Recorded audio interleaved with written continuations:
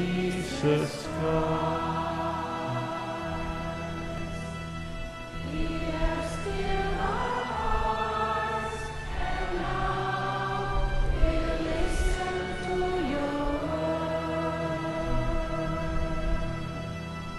Glory and praise to you, O Lord Jesus Christ. All together. Lord If to- Jesus Christ, King of endless Lord. love. If today you hear His voice, harden not your hearts.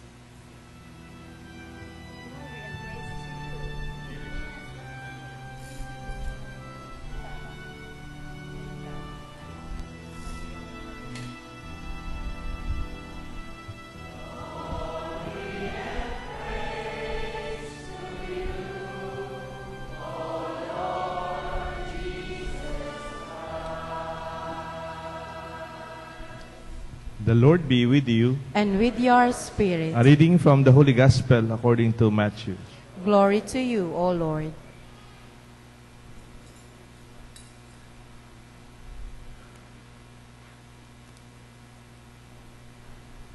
Jesus said to his disciples, "Take care not to perform righteous deeds in order that people may see them. Otherwise, you will have no recompense from your heavenly Father. When you give alms, do not blow a trumpet before you, as the hypocrites do in the synagogues and streets, to win the praise of others. Amen, I say to you, they have received their reward. But when you give alms, do not let your left hand know what your right hand is doing, so that your almsgiving may be secret, and your Father who sees in secret will repay you. When you pray, do not be like the hypocrites who love to stand and pray in the synagogues and on street corners, so that others may see them. Amen, I say to you, they have received their reward. But when you pray, go to your inner room, close the door, and pray to the Father in secret, and your Father who sees in secret will repay you. And when you fast, do not look gloomy like the hypocrites. They neglect their appearance so that they may appear to others to be fasting.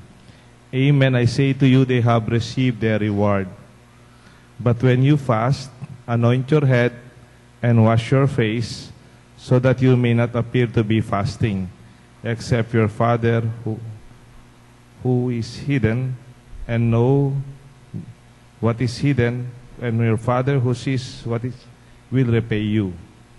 My dear friends, my dear brothers and sisters, the Gospel of the Lord. Praise to you, Lord Jesus Christ. In the name of the Father, the Son, the Holy Spirit. Good evening po.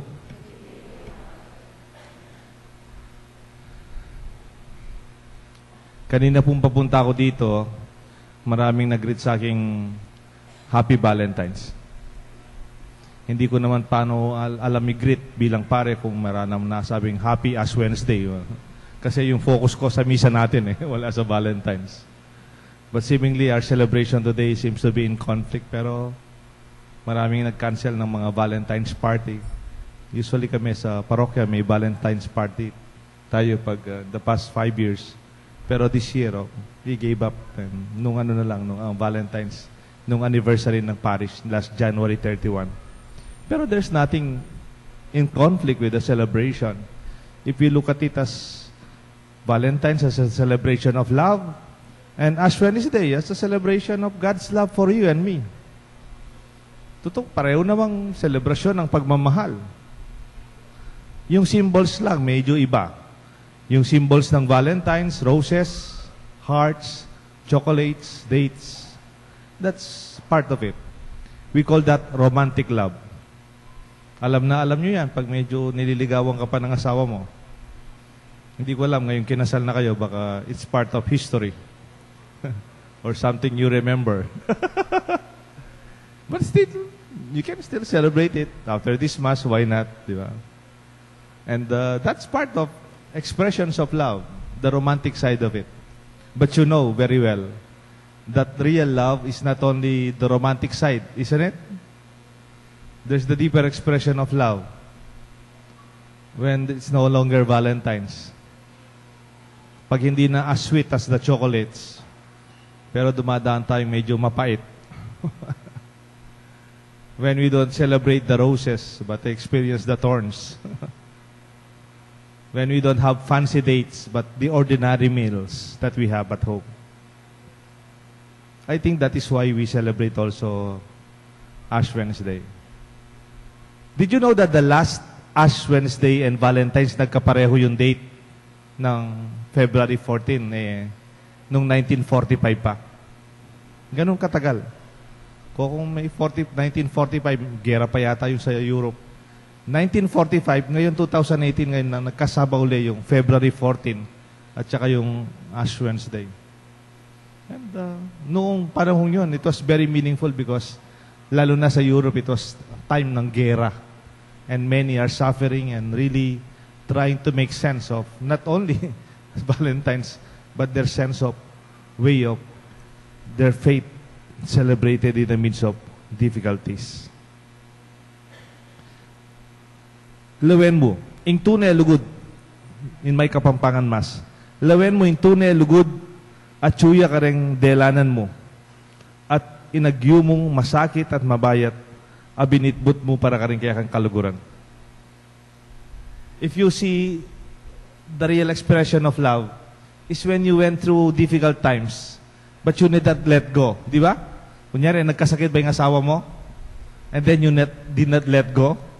Sumusuko na yung mga doktor, ikaw hindi pa? Or yung mga anak mo, minsan parang gusto mo nang sumuko sa kanila? Pero still, you hold on for their future? O kung minsan gusto mo nang, ayaw mo nang magtrabaho, pagod ka na, pero you have to hold on because may pamilya kang binibitbit. These are expressions of love, my dear friends. Remember your wedding promises? For better and for worse? For richer? Siguro yung mga chocolates, imported chocolates, and for poorer? Chocnuts, in sickness, and in health. These are two expressions of love, like Valentine's and Ash Wednesday. Both are celebrated. Both express the joy and even the truth of love, even in most difficult times. And the discipline of Lent is anchored on three: prayer, fasting, and almsgiving. In the gospel, they are outlined. Yung almsgiving, medyo nahihirapan tayo ngayon sa San Fernando. Did you know sa San Fernando ngayon, meron tayong anti-mendicancy law? Anti-mendicancy law. Yung bawal, illegal, magbigay sa mga naglilimos, nagpapalimos. Pwede po kayong ma-reprimand pag nagbigay ka sa mga nagpapalimos. Nung una kong narinig ito at nakita, parang I was quite taken aback. Sasawap na ka mo, bawal na ka pa. Pero when I was thinking about it, because I also work for social development for the past 14 years of my life as a priest in Caritas Pampanga and even Caritas Philippines. May tatanong lang po ako, yung mga tinutulungan yung nagpapalimos many years ago, kumusta naman sila ngayon? So far, nagpapalimos pa rin. Minsan may nakita ako nagpapalimos sa katedral. May lata. May lata sa harap. Tapos, mayroon pa siyang lata sa malayo. May lata sa malayo. Sabi ko, Ma, o tati ko pa pong lata kaya, tati na ko lata kaya ni. Father, expansion po yan. Mika branches ko.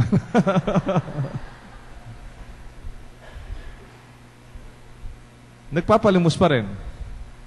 Maybe the government has a point behind that, isn't it? When we help, it's quite dramatic when we give alms that way. Why don't we think of helping them in a more sustainable way. How about giving them opportunities? May business ka? Kunin mo magtrabaho sa'yo. Train them. Give them skills. Challenge them to work. Gusto mong magtrabaho because that's the only way we could alleviate them from poverty. Jesus gave us the idea of helping. But the details of it, we can make it better this year, this time, in our times. Marami daw yung Pilipinong mahirap kasi maraming Pilipinong tumutulong sa mahirap na manatili silang mahirap. Kuminsan yung mga mahirap, minamasama tayo pag di natin sila binibigyan as they want. Kasi ayaw nilang mag-training, ayaw nilang mag-aral, ayaw nilang magtrabaho maybe. But I think the glory of God is not about a poor remaining poor, but our desire to improve them. That is also socially responsible Christian life.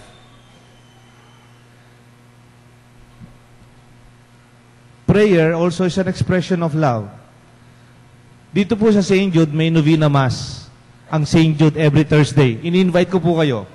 Every Thursday, 6:30, may novena mass and healing mass. Yung naglilid po dito, yung mga Friends of St. Jude.